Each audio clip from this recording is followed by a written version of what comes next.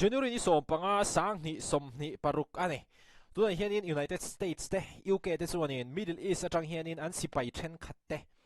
la chuak dei mai ni hei nge awmzia an chan chu Middle East a hianin boruak so sang zel China te pon Indo thona mangin Iran a ral thon phurlut United States te pon Indo long te poron tirbel bok Middle East ram sang sang anin ringlok na samai Iran te pon an airspace a khar hialani atiang ani la hian ngatinge United States te UK te hian in an sipai then khat hi Middle East atang hian in an lak chu he video hian in kan ria kang he ka hre wangin United States chuanin Iran hi adu chuanin a bei thei ani amaro chu a bei du big chi lowa tin option tam tak ani United States Donald Trump te hian thatakin a in dor pui thei ni mo kha option pakhana ni adol le chuanin e sanction an ti thei bok ani kha panhina adol le chuanin cyber attack Iran laka hianin ang carry out thei bok ani hei option pathumna tin apalina chuanin sipai chakna mangin Iran hi an bei thei bok ani heng option du than turi an nei ani Donald Trump ati hian mo mithiam tak tak te na an ngai dana chuanin tuna hianin Donald Trump ate chuanin sipai chakna mang kher lova hetianga Iran va pressure emo va bei emo hi an du zok mai thei ni in an soya amaro chu kha mithiam soi mithiam then khat soi kan ti awang khanin thil ni na dik tak kha ani kher lo thea chan chu kha an soyanga amaro chu Donald Trump te kha chu khatiang an soilo ang de khanin an ron chele thut thei ani mo khatiang khathilom dan ania tuna hianin Trump hi mo Trump hianin esi pai chakna kamang du ani titangat se chu Venezuela a ava bei angkha aniang ten ava thok lut zuayanga ava bei zuayanga mo anti chiat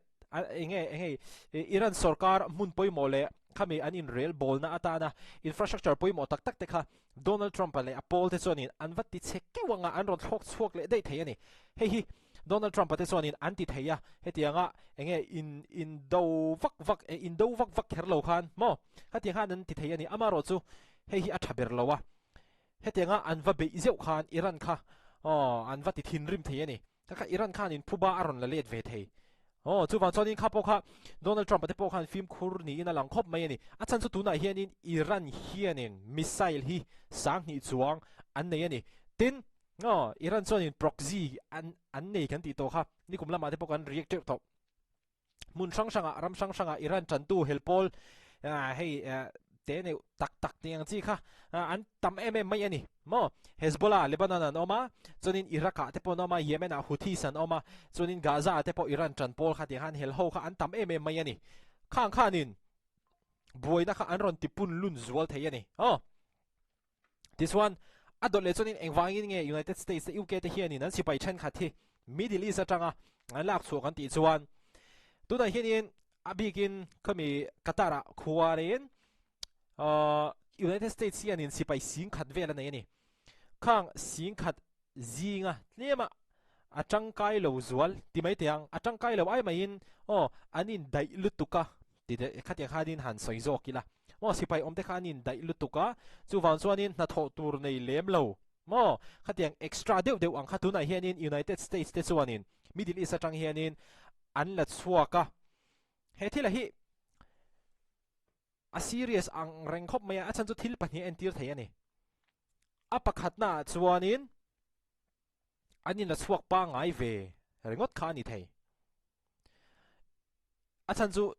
hetianga an hanin lak chaw hianin news sonin an puang vak vak don chiang ani an puang vak vak reng bok ni pong kanon riek reng boka ti chuanin khang an hanin lak chaw kha Iran te pokha ni nan lo hria anga hei United States apon an du jok mai thei ani mo chuan kha in la chuak pa ngai ang kha nakal thei apani na chuan United States hianin Iran hi beitumin a in buat sai so wa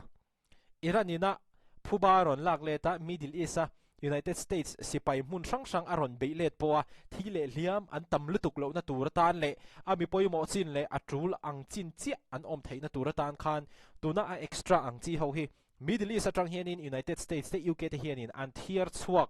ani lawang ti kha soi thei big mi lo ani mo khalai kha poimo don lu tukani ti chuanin Trump hianin Iran hi warning a pena sakhop maya an sarkar laka lung oilo na an sarkar laka helte khatiang te kha that mi lo tur hianin Trump hianin warning a pena sa ani ti chuan tuna hianin Trump hi Iran mi puite hianin an be save laklo to ani hi kan ri tangai bok achan chu ama Trumpan help is on the way alo ti khanglak to bok sia an ron puyang che utiang zong khanin Trump kha lo chuak alo tong chuak laklo to bok sia chu wang chuanin engma tilawa a omle top kha chuanin Donald Trump chu tong ve mai mo mani thu soya ding helwa khanin Iran mi puite po le khovel mi puite po khanan so thei ani amaro chu Donald Trump hi le Donald Trump administration hey vice president te le a secretary ti sang khang ho kha chuanin Donald Trump hi hlaur u athu soya ading heta thila ti tak tak thin an lo ti photo box ya chu wang chuanin Donald Trump hi a reputation hi it's like it's on the line achan chu karon puyang chewati to a Iran mi puite apui le lawani chuan khovelin he anti do da ni hi Trump po hianin a sheru ve karang chu wang chuanin enge mo tak chu a thleng don ani mai thei ani tin tuna hianin Iran rore lai sarkar hi han tlu che chia ta se chu Middle East a an geopolitics zong hi engki mai in thak thleng lok don ani tuna hianin ngai Iran te chu dictatorship lutuk ma authoritarian khatiang mi pakhat thu nei na manga rorel top angkhan ni ta amalo chu tlema secular te democratic de ulek anga I tuna rorel lai tlu chia ron thak tu te hi an ni chuan heta Saudi Arabia te Israel te po kha aron thopui dai thei ani mo Iran ina Israel te Saudi Arabia te United States lampang te a thopui dai ani chuan Middle East le khovel pumpuya geopolitics a in thak thleng vek don ani hei Middle East a hianin Russia China te hianin Iran hin ron tlon ma kha Russia le China te khanin an partner kha an hlo dei don ani Middle East a hian chu wa chuanin tuna rorel lai sarkar he atluk chiat vai chuan khang kha thil thleng thei ani wang hianin Russia le China te po hi US la ka hianin an lungoi vak lowa China te pon Indo thona mangin sipai ral thuo bang chi te po kha Iranina airspace akhar lai lala khan an thok lu ta ti khanin khi ta guangzhou nin ka hria mun pakhat pe ka jamani han Iran khopui teran kha an panani khatiang khathil awmzia ni tuna hian chu wang chuanin